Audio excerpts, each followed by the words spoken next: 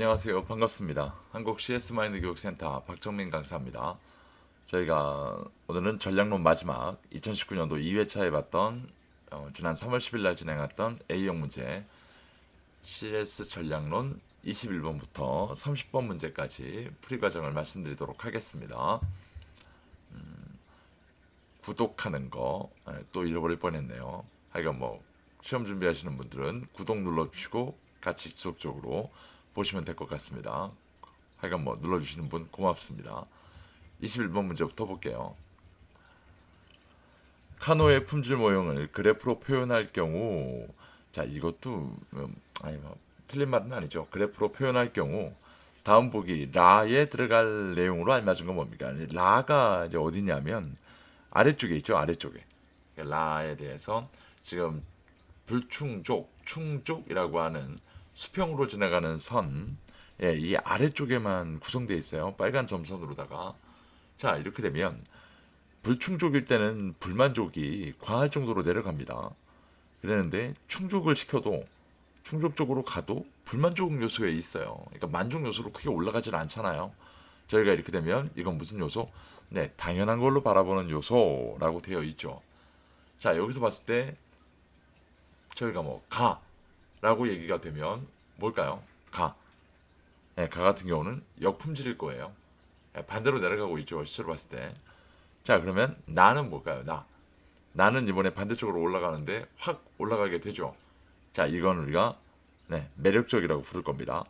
다는 뭐예요? 네, 다는 일원적이죠. 일원적.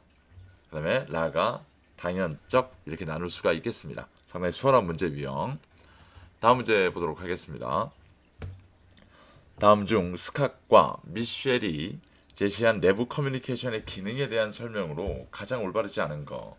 자, 내부 커뮤니케이션 그러면 CS 전략론에서는 내부 커뮤니케이션과 계획 수립이 나올 거고요. 이 두 가지는 항상 뭘 생각하셔야 된다? 종업원 행동 통제의 근원이 된다라는 거 좀 보시면 되겠죠.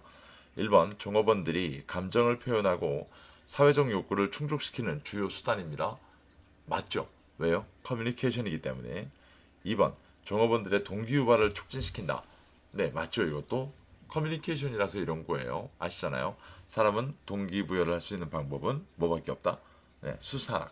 기본적으로 말하기밖에 없습니다. 3번 조직 구성원의 행동을 통제하는 기능을 발휘합니다. 이게 맞아요. 이걸 꼭 기억해야 되는데 이게 맞습니다.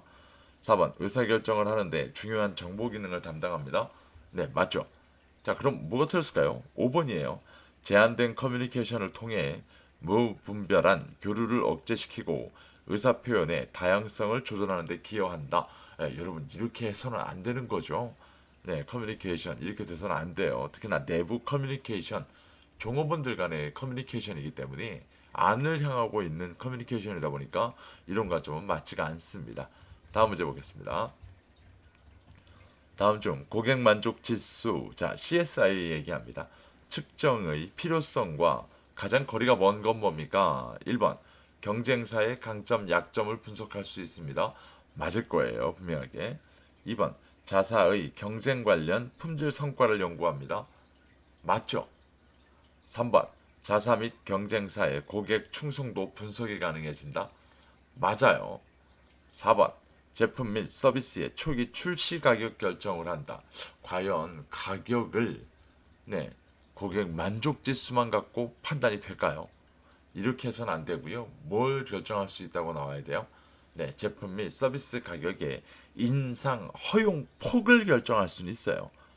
과연 우리한테 고객들이 일정 부분 만족하는 게 있는데 여기에서 좀 충성 고객들이 좀 많다고 봤을 때 과연 우리 기업 자체가 가격을 어느 정도 인상분을 갖고 인상을 했을 때 어느 정도까지 인상에 대한 허용률이 만들어질 것인가 이걸 판단하는 건 맞아요.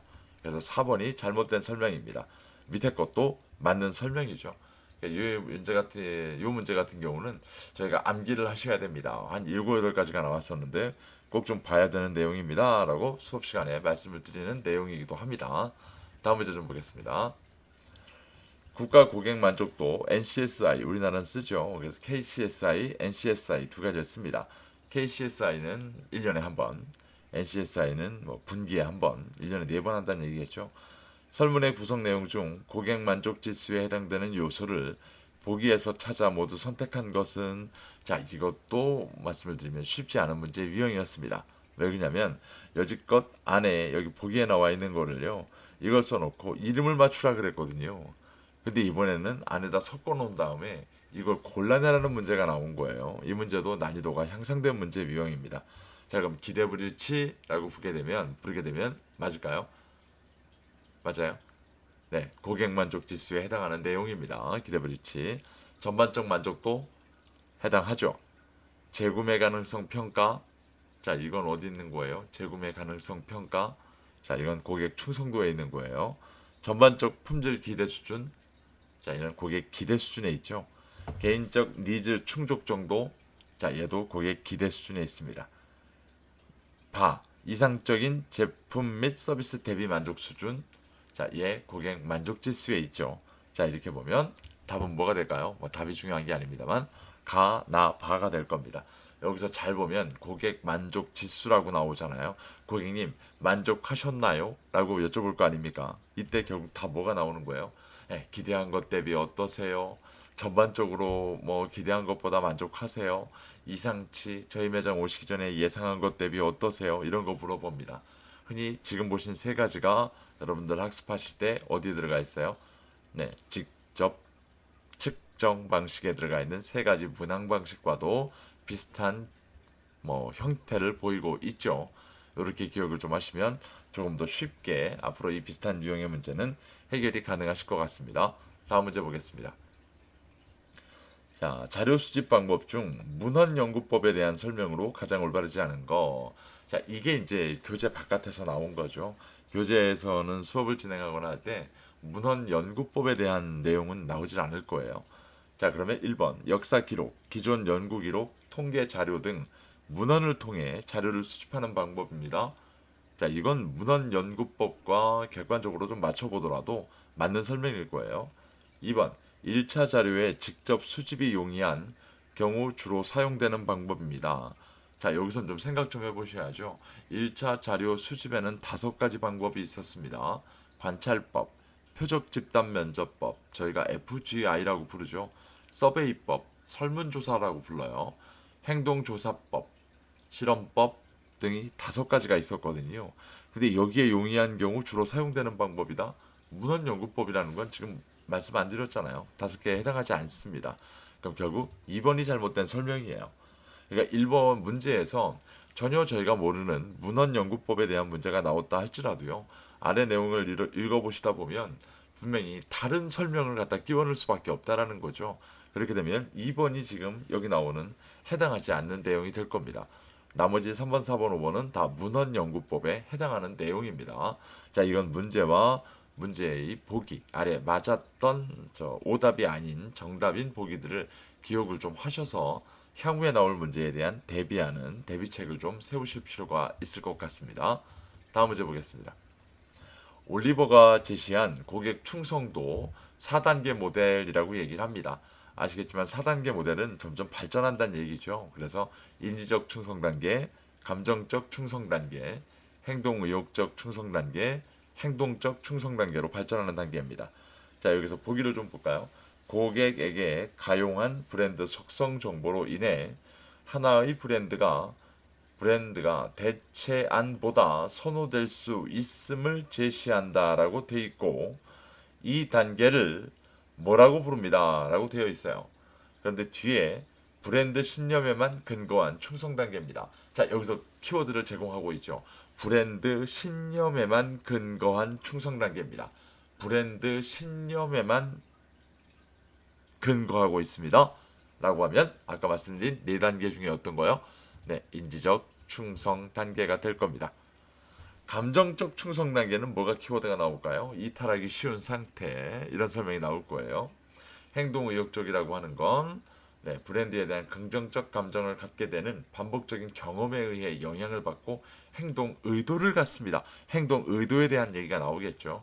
자, 그 다음에 마지막 행동적 충성은 뭐가 나올까요? 의도가 행동으로 전환된 것 이렇게 나올 거예요. 자, 요 네 가지 기억 좀 하고 계시면 수월하게 문제풀이가 가능한 문제 유형입니다. 다음 문제.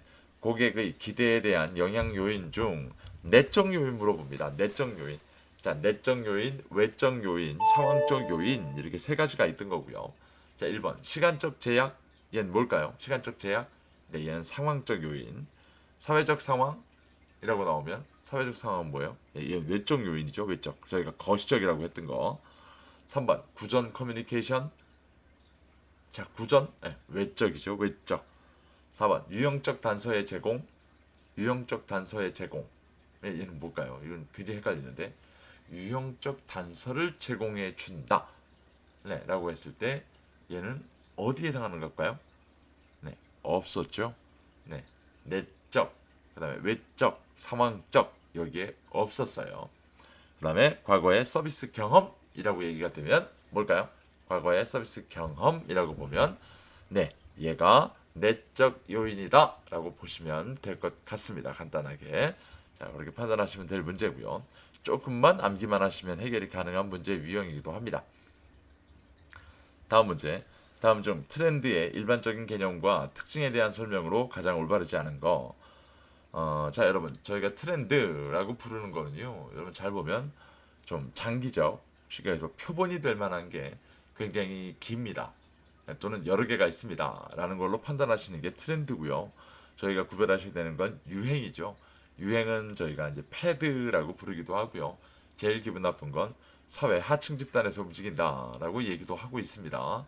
그러니까 유행을 따라가시는 것보다 트렌드를 잡는 게 훨씬 더 맞는 설명이다라고 되어 있고요. 1번 트렌드의 사전적 의미는 어떤 방향으로 쏠리는 현상, 경향, 동향, 추세, 스타일 등을 뜻합니다. 네, 맞는 설명일 겁니다. 2번 트렌드는 생성, 성장, 정체, 후퇴 등 변동 경향을 나타내는 움직임으로 시대 정신과 가치관이 반영된다. 자, 이것도 맞아요. 생성, 성장, 정체, 후퇴라는 게 뭐예요? 거의 일대기잖아요. 맞는 설명이에요.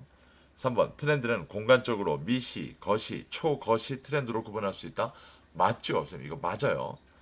왜? 어마어마한 변화의 분류를 갖고 가는 거기 때문에 그렇습니다. 아주 좁은 것부터. 4번 트렌드는 시간적으로 단기, 중기, 장기, 초장기 트렌드로 구분할 수 있습니다. 맞습니다. 이것도. 5번 시간적인 측면에서 트렌드는 1년 정도 지속하면서 선풍적인 인기를 끈 다음에 급속히 사라지는 뭐라 부른다고요? 이걸 유행이라고 부른다고요. 그 다음에 유행을 저희가 패드라고 부릅니다. 라고 하면 트렌드와는 좀 별개의 개념이기도 합니다. 문제가 길긴 합니다만 조금만 읽어보셨으면 충분히 해결이 가능한 문제 유형이었습니다. 다음 문제. 자, 어김없이 이번에도 또 교재 바깥의 문제입니다. 저희 CS 리더스 시험에 마케팅 용어를 물어보는 문제는 뭐 이제는 아시겠죠? 한 문제, 두 문제는 꼭 출제가 됩니다. 소비자 심리와 관련해 다음 보기 대화에 가장 가까운 용어가 뭡니까? 자, 보기를 좀 볼까요? 철수, 너 이번에 새롭게 출시된 KIE 폴더블 폰 구매했다면서? 라고 물어보죠. 사용해보니까 어떤데? 라고 물어봐요. 그랬더니 영희가 우선 화면이 넓고 그 다음에 뭐 인터페이스도 좋고 거기에 정말 만족이야 라고 지금 얘기를 하고 있어요. 간단하게. 그런데 쭉 또 철수가 과거에 폴더블 폰이랑 연관해서 다른 상품도 같이 출시됐다는데 라고 물어봤더니 이번에 여러 가지 기기도 출시가 됐기 때문에 난 여기 슬로건도 너무 마음에 들고 해서 패키지로 모두 구매할 생각이야. 한 제품 구매한 다음에요. 여러 가지를 구매하려고 하죠. 실제로 봤을 때. 자, 근데 여기 잘 보시면은요. 영희가 뭐라고 얘기를 하냐면 여러 가지 기기가 출시가 됐는데요. 슬로건이 마음에 든다고 얘기를 하거든요. 난데없이. 그러니까 여러 가지 기기가 스마트워치가 나오고 VR 기기가 나오면 좀 기능상으로 엮어서 내가 좀 하나로 묶어서 좀 썼으면 좋겠는데 이 관점이 아니라 난데없이 슬로건이 마음에 든다는 거예요. 자, 이건 무슨 얘기냐면 사람은요 놀랍게도 통일성을 원하는데요. 기능적인 통일성보다요. 정서적으로 통일되는 걸 훨씬 원한다는 게 나와요. 자, 이걸 우리가 뭐라 부르냐면 디드로 효과라고 불러요. 이게 드니 디드로라는 양반이 자기 에세이에다가요. 나의 오래된 가운을 버림으로 인한 후회라는 책이 있어요. 여기다가 처음 언급한 거예요. 철학자잖아요, 이 양반이. 그래서 프랑스 철학자인데 자기 친구가 붉은색 이 가운을 하나 설명을 해줬는데 그걸 입고 집 안 방안을 돌아다니다 보니까요. 내 이 빨간색의 이 가운이랑 가구가 너무 안 맞더라는 거예요. 이 정서적으로. 그러다 보니까 뭐 자꾸만 가구, 뭐 소파 또는 뭐 가구 이런 것들을 붉은색으로 바꾸고 있더라는 거예요. 솔직히 말하면 안 바꾸셔도 되잖아요. 그러니까 어떻게 보면 이게 이제 과소비에 대한 측면이에요. 그래서 그런 게 나오는 걸 우리가 디드로 효과라고 볼 수가 있습니다. 실제 위에서 보기로 나왔던 것 중에요. 마지막 영희의 멘트예요. 이 중에 특히나 슬로건이 마음에 들어가지고 나머지 것도 패키지로 다 구매할 생각이야 라고 하는 관점은 디드로 효과를 아주 정확하게 지목하고 있는 내용이기도 합니다. 자, 이 문제도 기억 좀 하셔야 될 것 같습니다. 다음 문제 보겠습니다. 아, 잠깐만요. 이건 처음으로 저희가 동영상에서 되돌아갈게요. 그럼 다른 걸 좀 말씀드리고 가는 게 맞을 것 같아서 톱니 효과라고 하는 거는요. 일단 어떤 상태에 특정 상태에 도달하게 된 다음에는 다시는 원 상태로 돌리기 어려운 걸 저희가 톱니 효과라고 불러요. 그러니까 톱니가 이렇게 맞물려서 돌아갈 때 일정 부분 몇 바퀴라도 돌아가면 이거 다시 뒤로 돌리긴 너무 어렵다는 거예요. 그래서 이런 관점으로 좀 보시면 될 것 같고요. 저희가 분수 효과는 알고 계시잖아요. 저소득층의 소득 증가가 증가하게 되면 고소득층의 소득도 따라서 높아지게 된다라고 해가지고요. 이걸 저희가 분수 효과라고 불러요. 근데 저희랑 수업하시는 분들은 이제 분수 효과를 뭐라고 들으셨냐면 가장 고객들이 일상적으로 데일리 식품이라든가 이런 것들을 구매하기 쉬운 곳에 배치합니다. 이제 그게 지하가 될 거고 그 다음에 이건 이제 분수 쏘듯이 위로 올리면서 구매하게 만듭니다라는 관점이기 때문에 여러 가지로 설명을 하거든요. 분수 효과를. 그런데 요 파트에서는 좀 분수 효과는 저희가 수업 시간에 말씀드리지 않았던 저소득층의 소득 증가를 활성화되게 만들어 버리면 이게 경기 활성화가 만들어지면 결국은 고소득층의 소득마저도 높아지게 됩니다라고 하는 걸 분수 효과라고 불러요. 반대되는 걸 낙수 효과라고 저희가 부르기도 하죠. 낙수 효과 또는 뭐 샤워 효과라고도 불러요. 반업 효과.